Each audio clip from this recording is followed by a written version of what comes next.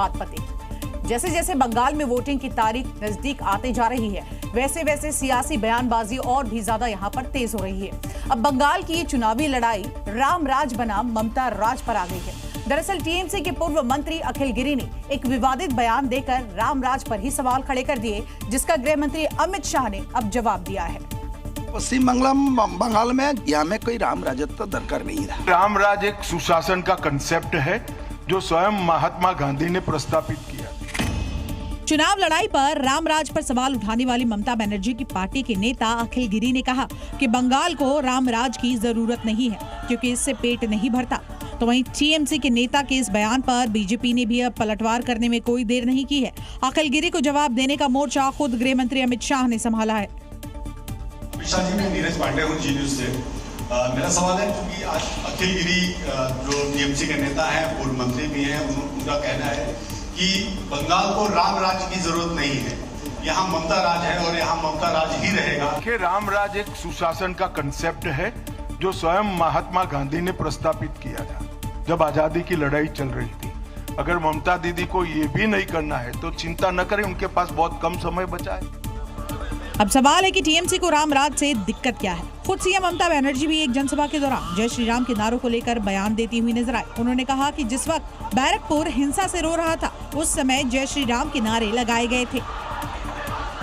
पश्चिम बंगाल में असदुद्दीन ओवैसी और हुमायूं कबीर की जोड़ी 15 दिन तक भी नहीं टिक पाई है। इससे पहले ही देखिए कैसे उन्होंने पहले चरण की वोटिंग से पहले दोनों के रास्ते अलग हो गए। ओवैसी की पार्टी ने गठबंधन को तोड़ने का ऐलान कर दिया है। गठबंधन तोड़ने की वजह हुमायूं कबीर का वायरल हो रहा एक वीडियो है। इस वीडियो में हुमायूं कबीर ममता बनर्जी को हराने के लिए बीजेपी से 1000 करोड़ रुपए की डील करते हुए नजर आ रहे हैं। हालांकि हुमायूं इस वीडियो को फर्जी बता रहे हैं। पूरा फेक है, एआई करके ये वीडियो बना के मेरे को पॉलिटिकली फेस नहीं कर पाया, इसीलिए मेरे को सजेस्ट करके।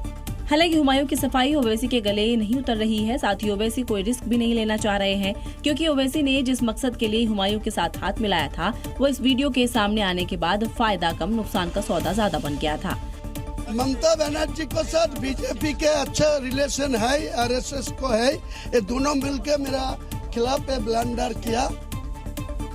ओवैसी के एआईएमआईएम और हुमायूं कबीर की आम जनता यूनियन पार्टी के बीच गठबंधन का लक्ष्य बंगाल में 182 सीटों पर चुनाव लड़ना था, लेकिन अब दोनों के रास्ते अलग अलग हो गए हैं। तो देखिए, बंगाल चुनाव में वोटिंग से ठीक पहले हुमायूं कबीर और असदुद्दीन ओवैसी के गठबंधन टूटने का सियासी असर भी दिखने लगा। इस गठबंधन के टूटने से टीएमसी जरूर खुश नजर आ रही है, क्योंकि बंगाल में 30% मुस्लिम वोटर है, जिसमें बिखराव का खतरा अब कम हो गया है। क्योंकि जिस जुगलबंदी के सहारे बंगाल में मुस्लिम वोटर ममता बनर्जी से टूट सकते थे, अब वो दोस्ती ही टूट चुकी है। ऐसे में फायदा किसे होगा? यकीनन टीएमसी को हुमायूं और ओवैसी का गठबंधन टूटना ममता बनर्जी के लिए किसी सियासी संजीवनी से कम नहीं है। मुस्लिम वोट कोई नहीं जाएगा। मुस्लिम पीपुल्स ममता बनर्जी का डिपेंड करता है, वहाँ मुस्लिम वोट लोगों का ममता बनर्जी का पर भरोसा था। बंगाल की 294 सीटों में से करीब 100 सीटों पर मुस्लिम वोट निर्णायक है। बंगाल की कुल आबादी का लगभग 30 से 33% मुस्लिम वोट है।